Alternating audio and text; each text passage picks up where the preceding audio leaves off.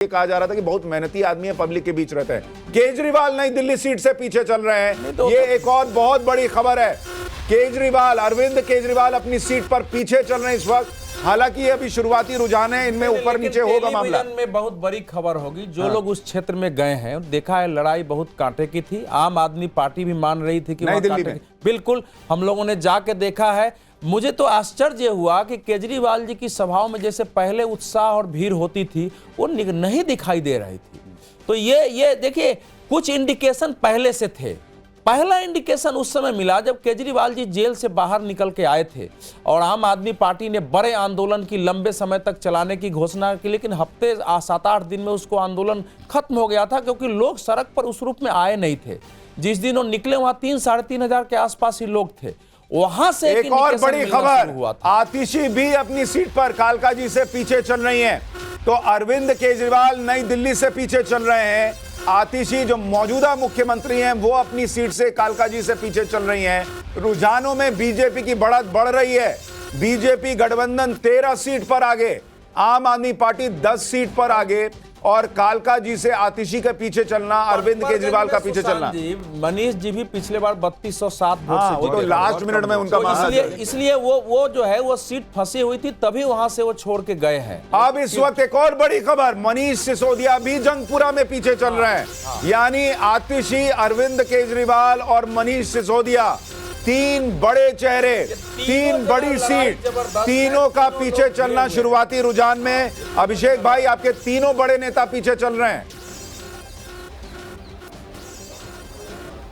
सुशांत भाई, अभी ये बहुत ही ज़्यादा अर्ली है। मुझे लगता है कि अभी बैलेट पेपर का काउंटिंग हो रहा है और बहुत सारे चैनल तो हमें दिखा रहे हैं कि हम 12 पे चल रहे हैं, भारतीय जनता पार्टी 3 पे चल रही है। मुझे लगता है कि मुझे थोड़ा सा धैर्य रखना चाहिए और अवधेश जी को चश्मा अपना उतार करके देखना चाहिए। दिल्ली की जनता के में बहुत अलग लेवल पे उत्साह है अरविंद केजरीवाल जी के प्रति। तो मुझे लगता है कि आने वाले टाइम पे दिखेगा ही नहीं, 1 घंटे के अंदर आपको दिखेगा कि अरविंद केजरीवाल और आम आदमी पार्टी। और देखिए एक और बड़ी खबर, कांग्रेस एक सीट पर आगे हो गई है। ये अपने आप में इस वक्त जो स्टूडियो में जगदीश भाई बैठे हैं, उनके लिए बड़ी खुशखबरी लाने वाली खबर है। जगदीश भाई का चेहरा खिलखिला उठा है।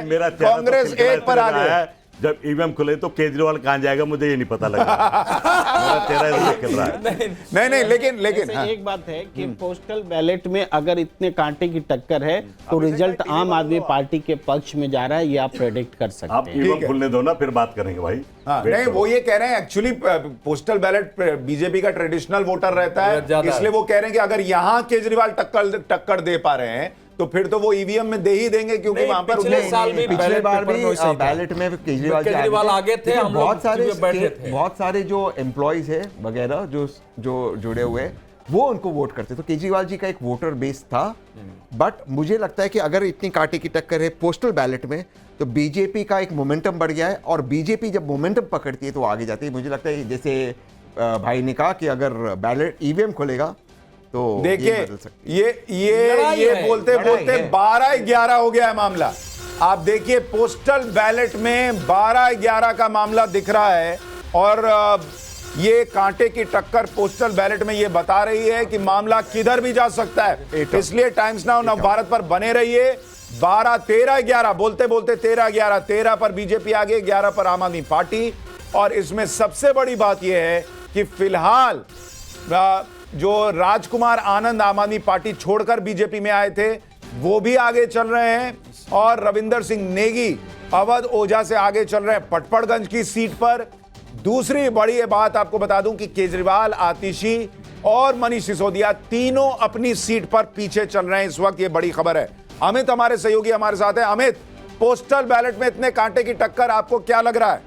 देखिए, मुझे लगता है कि जैसा पहले भी पिछले बार भी कहा गया कि पोस्टल बैलेट में आम आदमी पार्टी थी, लेकिन इस बार अगर देखिए तो जो एक राहत सरकारी कर्मचारियों को मिली है, जो 12 लाख वाला मतदान के कुछ दिन पहले इसका ऐलान हुआ था, तो शायद उसका असर भी होगा कि वहां पर कुछ वोट परसेंट जो है उसका फायदा सरकारी कर्मचारी, क्योंकि एक बहुत बड़ा सरकारी कर्मचारी आमतौर पर जो बीजेपी का वोटर होता था वो दिल्ली में आम आदमी पार्टी का वोटर था।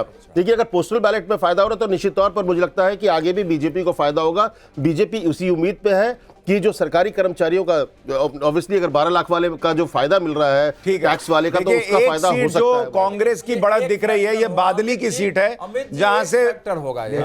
मिडिल क्लास दिल्ली में सबसे जो संकट रहा है वो सड़क का रहा है।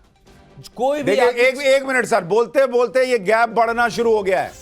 आम आदमी पार्टी 10 और बीजेपी गठबंधन 15। बीजेपी अपनी लीड बढ़ाती जा रही है। टाइम्स नाउ पर बैठा हूं तो इसी का आंकड़ा देख रहा हूं, लेकिन मैंने कई खोले हैं, उसमें आप बीजेपी 15 दिखा रही है, लेकिन आम आदमी पार्टी को 4, 1 कांग्रेस को, कई जगह यह है।